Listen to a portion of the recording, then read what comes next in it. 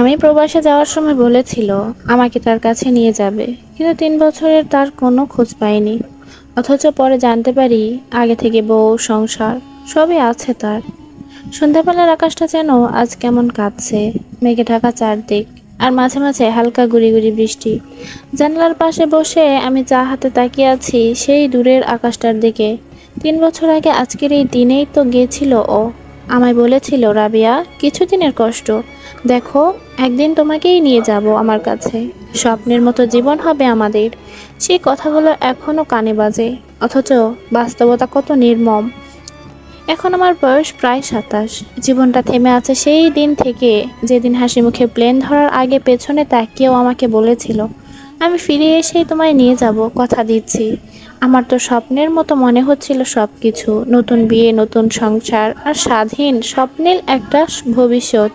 ওর নাম ছিল রাশেদ। বিয়ের পরের 2 মাস যেন ছিল এক গ্রুপ কথা, কথা, কত স্বপ্ন, কত ভালোবাসা। মনে হতো ওর ভালোবাসাই আমার জীবন। কিন্তু সেই জীবনটাই যে এইভাবে একা একা কাটাতে হবে, সেটা কেই বা জানতো। প্রথম বছরটায় অনেক কষ্ট হলেও নিজেকে বুঝিয়েছি, ব্যস্ততা, নানা ঝামেলা, সময়ের অভাব, সব ঠিক হয়ে যাবে। ফোনে কথা হতো না প্রতিদিন, কিন্তু মাঝে মধ্যে হতো। তখনও আশা ছিল, কিন্তু ধীরে ধীরে ওর ফোন আসা কমে গেল। মেসেজের জবাবও দিত না।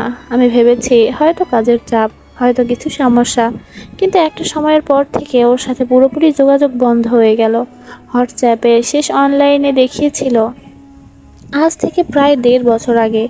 প্রথমে কাঁদতাম, রাত জেগে বসে থাকতাম ফোন হাতে, হয়তো ও আবার মেসেজ করবে। আমার বাবা মা আমাকে অনেক বুঝিয়েছেন, বলেছে সময় দাও, সব ঠিক হয়ে যাবে। কিন্তু আমার মন শুধু জানতো কিছু একটা ঠিকঠাক নেই। এভাবে কেটে গেল 3টা বছর, আর আমি সেই একই জায়গায়, একই বাড়ির ঘরটায়, যেখান থেকে রাশেদ বলেছিল শিগগিরই ফিরবো। সেই ঘরে বসে প্রতিদিন সন্ধ্যা নামতো, আবার রাত হতো, আবার সকাল। আমার জীবনটা যেন একটা বাঁধা চক্রে আটকে গেল। একদিন হঠাৎ এক আত্মীয় এসে জানালো, তুই কি জানিস রাশেদের আসলে বিদেশ যাওয়ার আগেই স্ত্রী ছিল? কি বলছো খালা? আমি বিস্ময়ে কেঁপে উঠলাম। হ্যাঁ, রাশেদ অনেক বছর ধরেই ওর আগের বউয়ের সঙ্গে সংসার করছে। শুধু তাই না, ওদের একটা ছেলেও আছে। এই কথা শুনে আমার মাথায় যেন বজ্রপাত হলো। আমি বিশ্বাস করতে পারছিলাম না ওই মানুষটা যে আমার চোখে ছিল জীবনের সবচেয়ে নিরাপদ আশ্রয়, সেই কিনা আমার সাথে এমন প্রতারণা করলো। রাশেদের পুরনো এলাকার এক বন্ধু ফেসবুকে একটা ছবিও পাঠালো। সেখানে রাশেদ একটা মেয়ের সঙ্গে দাঁড়িয়ে, কোলে তাদের সন্তান, ক্যাপশনে লেখা মাই ওয়ার্ড। আমার তখন মনে হলো আমি যেন বেঁচে থেকেও মরে গেছি। এই 3টা বছরে আমি নিজেকে কতভাবে ভেঙে গড়েছি, কত স্বপ্ন আঁকতে গিয়েও মুছে দিয়েছি, কত রাতে একা বিছানায় কেঁদে ভিজিয়েছি বালিশ। আর সে কিনা দিব্যি সংসার করে যাচ্ছে। অনেকবার জিজ্ঞাসা করেছি নিজেকে, প্রশ্ন করেছি নিজেকে, আমার দোষ কি ছিল? আমি তো সব করেছি, ভালোবেসেছি মন থেকে, বিশ্বাস করেছি চোখ বুঝে, সেই বিশ্বাসেরই এমন পরিণতি। একদিন রাতে আয়নার সামনে দাঁড়িয়ে নিজের দিকে তাকিয়ে থাকলাম অনেকক্ষণ। চোখ দুটো লাল, মুখে ক্লান্তির ছাপ, তবুও কোথাও একটা শক্তি খুঁজে পেলাম। নিজেকে বললাম, রাবেয়া, তুই আর অপেক্ষা করবে না, কেউ ফিরে আসবে না, নিজেকেই নিজের পাশে দাঁড়াতে হবে। পরদিন ভোরে নামাজ পড়ে আমি রাশেদের এলাকার এক প্রতিবেশীর নম্বর খুঁজে বের করলাম। ওনার সঙ্গে কথা বলে জানলাম, হ্যাঁ মা, ও তো অনেক আগেই বিয়ে করেছিল। আসলে ওর মা বাবা তোদের ব্যাপারটা গোপন রেখেছিল। ও চায়নি আগের বইয়ের ব্যাপারটা জানাজানি হোক। আমার তো মাথা ঘুরে গেল।